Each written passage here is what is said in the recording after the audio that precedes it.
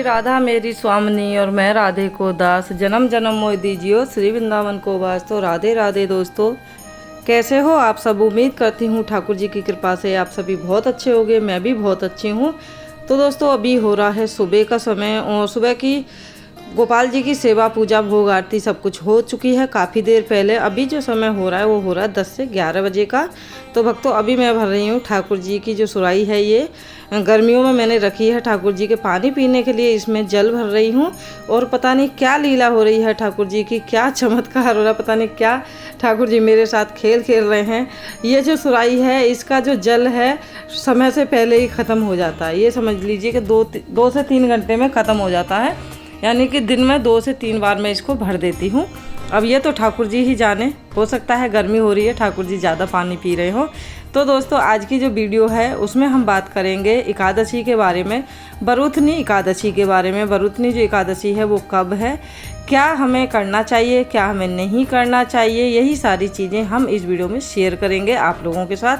तो वीडियो में लास्ट तक भक्तों बने रहिएगा। वीडियो पसंद आ जाए ठाकुर जी की तो वीडियो को एक लाइक ज़रूर दीजिएगा और साथ में ही चैनल को भी साथ सब्सक्राइब कर लीजिएगा, क्योंकि यहाँ पे हमारे ठाकुर जी की अच्छी अच्छी वीडियो आती रहती हैं। तो ठाकुर जी को मैंने भोग लगाया था सुबह में। देखियो यहाँ पे मैंगो शेक का आप भोग लगा सकते हैं, क्योंकि ये जो वीडियो है ये है एकादशी स्पेशल। तो एकादशी पर पीली चीज़ों का भोग लगाना विशेष रहता है, बहुत ही शुभकारी होता है पीली चीज़ों का भोग लगाना। पीली ही आपको पोशाक धारण करानी है, जैसे कि मेरे ठाकुर जी ने कर रखी है।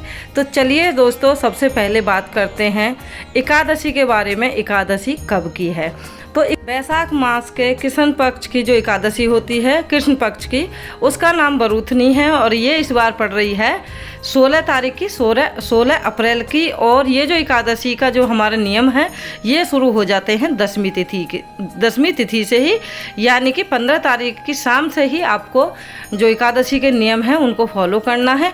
जैसे कि शाम के समय आपको चावल नहीं खानी है, 10वीं तिथि की शाम से ही चावल को आपको छोड़ देना है। और जो लहसुन प्याज होते हैं उनको भी छोड़ देना है। कई लोग तो ऐसा भी करते हैं, जो 10वीं तिथि है ना उसकी शाम को खाना भी नहीं खाते हैं, यानी कि भोजन ग्रहण भी नहीं करते हैं। शाम से ही एकादशी लग रही है तो आपकी मर्जी है आपको भोजन ग्रहण करना है या नहीं। लहसुन प्याज और चावल का परहेज जरूर करिएगा। और बाल हमें एक दिन पहले ही धो लेने हैं, जैसे कि आप सभी को पता है एकादशी के दिन कोई भी स्त्री बाल नहीं धोती है, यानी कि सिर नहीं धोया जाता, साबुन शैम्पू से नहीं नहाया जाता है।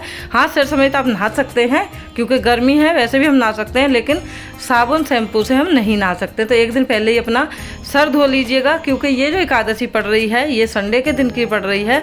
और संडे के दिन जो है एकादशी को भी जल नहीं दिया जाता है तुलसी माता में, और संडे को भी नहीं दिया जाता है। तो आपको विशेष ध्यान रखना है, शनिवार को ही आपको तुलसी माता को तोड़ के रख लेना है ठाकुर जी की सेवा के लिए। और गर्मी है अभी तो ठंडी ठंडी अपने ठाकुर जी को सेवा दीजिएगा। ठंडे बर्तन में पानी भर के रखिए अपने ठाकुर जी के लिए, छोटे से मटके में पानी भर के रख सकते हैं। जैसे मैंने सुराई रख रखी है ठाकुर जी के लिए, तो आप भी इस तरह की सुराई ला के उसमें भी जल रख सकते हैं। और जैसे तरह तरह की शिकंजी होती हैं ठंडी ठंडी, तो उस तरह के आप भोग लगाइए। अक्षय तृतीया भी आने वाली है, अक्षय तृतीया से वैसे भी ठंडी सेवा ठाकुर जी की शुरू हो जाती है। तो गर्मी जैसे जैसे बढ़े वैसी वैसी आप सेवा ठंडी ठंडी ठाकुर जी को दीजिए। तो आज हम बात कर रहे हैं एकादशी के बारे में। अक्षय तृतीया की एक वीडियो मैं डाल चुकी हूँ, और भी कोई चीज़ आपको जाननी है तो कमेंट करिएगा, दूसरी वीडियो में मैं आप लोगों के लिए डाल दूँगी। तो आज मैं बात कर रही हूँ सिर्फ और सिर्फ एकादशी के बारे में, बरूथनी एकादशी के बारे में। तो एकादशी पर अपने ठाकुर जी की आपको सेवा किस तरीके से करनी है, जैसे कि मैं हर बार बताती हूँ, चावल का बिल्कुल परहेज रखना है। चावल की जगह पे आप सफ़ेद तिल का प्रयोग कर सकते हैं। और श्रृंगार करिए अपने ठाकुर जी के अच्छे से, पीले वस्त्र धारण कराइए। अगर पीले नहीं है तो बाकी आप अपनी मर्जी से कोई भी करा सकते हैं। जो भी आप करेंगे ठाकुर जी सबको ही स्वीकार करेंगे।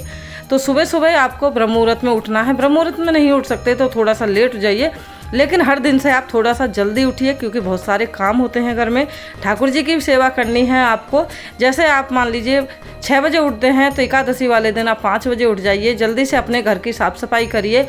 घर का कोना कोना साफ करिए। उसके बाद आप घर में गंगा जल छिड़क के घर को पूरा पवित्र कर सकते हैं। उसके बाद आप खुद नहा के आएंगे। नहाने के बाद ठाकुर जी को स्नान कराएंगे, ठाकुर जी की सेवा करेंगे, मंदिर की साफ सफाई करेंगे, विष्णु भगवान को स्नान कराएंगे। इस दिन एकादशी वाले दिन ठाकुर जी के साथ शालिग्राम जी को स्नान कराएंगे। आप ठाकुर जी को स्नान कराएंगे, गैया मैया को स्नान करा सकते हैं। स्नान आपके ऊपर है, आपको किस तरीके से कराना है। स्नान आप पंचामृत से भी करा सकते हैं, स्नान आप यमुना जल से भी करा सकते हैं ठाकुर जी को। तो ये थी कुछ ज़रूरी चीज़ें जो मैं जैसे कि हर बार ही आप लोगों को बताती हूँ एकादशी पे आपको क्या क्या करना है। बाकी करना ना करना आपके ऊपर है। एकादशी का जो व्रत है सारे व्रतों में श्रेष्ठ माना जाता है, सबसे बड़ा माना जाता है एकादशी के व्रत को। तो एकादशी का व्रत हम सभी कृष्ण भक्तों को जरूर करना चाहिए। एकादशी के भक्त जो उन लोगों को भी करना चाहिए जो भगवान की पूजा नहीं भी करते हैं ना, अगर वो खाली एकादशी का भी व्रत करें तो आप ये मान लीजिए 100 गुना आप दान करेंगे ना, उससे भी बढ़कर आपको पुण्य मिलेगा। तो ये जो एकादशी है, कोई भी एकादशी हो या वरुथनी एकादशी हो, आपको एकादशी का व्रत जरूर ही करना चाहिए। अगर नहीं कर सकते हैं किसी वजह से तो उसके जो नियम हैं उनको तो ज़रूर ही फॉलो करिए। तो उसके बाद आपको ठाकुर जी की सेवा करने के बाद ठाकुर जी को मंदिर में विराजमान करवा के या फिर जहाँ पे भी आपने चौकी लगाई हुई है वहाँ पे विराजमान करवाइए ठाकुर जी को। और भगवान विष्णु को भी साथ में विराजमान करवाइए। भगवान विष्णु की आपको सेवा करनी है अच्छी तरीके से। पीले फूल आपको ज़रूर अर्पित करने हैं, पीले नहीं तो आप गुलाब के फूल भी अर्पित कर सकते हैं, लेकिन फूल ज़रूर अर्पित करिएगा। अगर फूल नहीं आ पाते हैं किसी वजह से तो मानसिक रूप से आप फूलों की सेवा जरूर दीजिएगा ठाकुर जी को। तो चलिए भक्तों अब बात करते हैं भोग की। जैसे सुबह आपने सेवा पूजा कर ली, ठाकुर जी की सेवा पूजा करने के बाद आप जो व्रत की कथा है उसको सुनिएगा। व्रत की कथा सुनने के बाद आप ठाकुर जी को जो भी भोग लगाओ ठंडा लगाइएगा।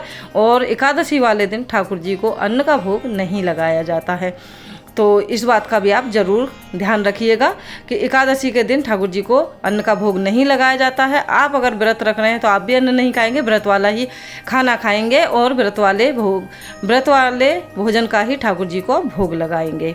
इसके बाद आप दोपहर में जो भी व्रत में बनाए उसी चीज़ का आप ठाकुर जी को भोग लगाइए। फल फ्रूटों का भोग लगाइए, पीले फल और ठंडे फल ज़रूर दीजिएगा। जैसे आजकल मार्केट में आम बहुत ज़्यादा आ रहा है, खरबूजा आ रहा है, तरबूजा आ रहा है, इन चीज़ों का आप ज़रूर भोग लगाइएगा ठाकुर जी को एकादशी पर।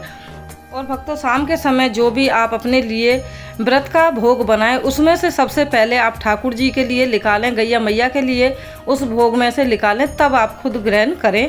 और रात के समय में अगर आप कर सकते हैं तो भजन कीर्तन जरूर करिएगा। एकादशी पर भजन कीर्तन करने का विशेष महत्व होता है, बहुत ही ज़्यादा फलकारी होता है। भगवान का नाम जरूर लीजिएगा।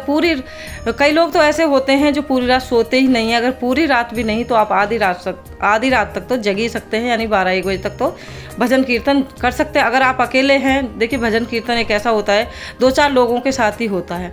अगर आप अकेले हैं, आपके पास कोई नहीं है, तो 1-2 घंटे के लिए ठाकुर जी के पास बैठ के जो भी आपसे आते हैं, जैसा भी भजन आपसे गा सकते हैं आप, वैसा आप ठाकुर जी को सुना सकते हैं। तो भक्तों यही थी कुछ एकादशी से जुड़ी जानकारियाँ जो मैंने आप लोगों को दी। कैसी लगी आप लोगों को कमेंट में ज़रूर बताइएगा। और हाँ, अब बात करते हैं द्वादशी के बारे में।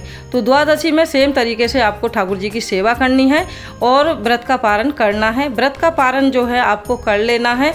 कुछ दान दक्षिणा करने के बाद, या तो आपके पास मंदिर है, मंदिर में भी आप दान करके आ सकते हैं। कुछ गरीब लोग हैं उनको आप दान दक्षिणा दे करके व्रत खोलिएगा। अगर कुछ भी नहीं आपके पास तो जो गोपाल जी की आपने गुल्लक रखी हुई है भगवान नाम के, चाहे आप 1 रुपये निकालो चाहे आप 10 रुपये निकालो, लेकिन दान पात्र में आप जरूर डालिएगा। और ठंडी चीज़ों का दान कर सकते हैं। ठंडी चीज़ों का दान करना विशेष महत्व देता है, विशेष फलकारी होता है, तो आप ज़रूर करिएगा। जो भी चीज़ें आपसे दान हो, जैसे कि दूध हो गया, तरबूजा हो गया, खरबूजा हो गया, छाछ हो गई, इन चीज़ों का दान आप ज़रूर करें। छाता हो गई गर्मी में, छाता, चप्पल, इन चीज़ों का जो दान है बहुत ही ज़्यादा फलकारी होता है। 1000 गुना। तो उम्मीद करती हूँ ठाकुर जी की आज की ये वीडियो आप लोगों को ज़रूर पसंद आई होगी। पसंद आई है तो वीडियो को कर लीजिए लाइक, चैनल को कर दीजिए सब्सक्राइब और जितना हो सके इस वीडियो को कर देना शेयर, ताकि आगे और भी आपके जान पहचान वाले भी वीडियो देख पाएँ और अच्छे से एकादशी का व्रत कर पाएँ। तो मिलते हैं आपसे ऐसी ही ठाकुर जी की किसी अच्छी सी वीडियो के साथ। तब तक के लिए राधे राधे। कमेंट में राधे राधे लिखना बिल्कुल मत भूलिएगा। और भी आप कोई जानकारी लेना चाहते हैं वो भी मुझसे कमेंट के द्वारा पूछ सकते हैं। राधे राधे।